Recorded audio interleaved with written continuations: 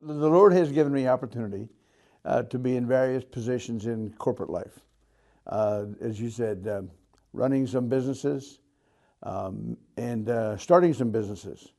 And it's been a joy. And the Lord has given at least twice in my career very financially successful exits from situations. And in all those times, my wife and I said, now what does the Lord want us to do now? Maybe we should go into the mission field. Maybe we should do something else. And in all situations, the Lord sort of always kept throwing me back into corporate life somehow. And then after the last significant corporate experience, the Lord began to introduce me to young business guys who were asking me questions about how do you manage businesses and use godly principles. I didn't have a textbook. I didn't even consider myself to be an expert, but I had some experiences of that type. So I was spending time counseling young guys, buying a lot of lunches, buying a lot of breakfasts, but I didn't have a process or a system. And so then the Lord introduced me to a group in Convene, and I saw that they had a system, a process, and an accountability structure. And so I saw something I could grab onto and hang and use. So it was 2 years ago when I became a Convene Chair.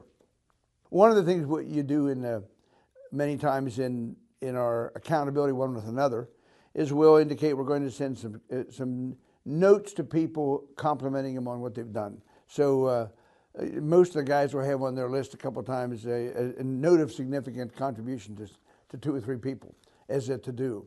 One of the guys, very early on in our group, sent one to his wife. And he sent a nice card to her, and he said he hadn't sent a card to her. It wasn't a birthday, and it wasn't Christmas. He hadn't done it since he was married. But he took no occasion and sent his wife a card telling her how important she was to him.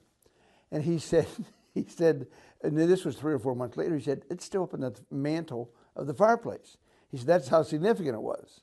And she is a very great advocate of the changes that Convene has made in the life of her husband, who she was feeling ignored.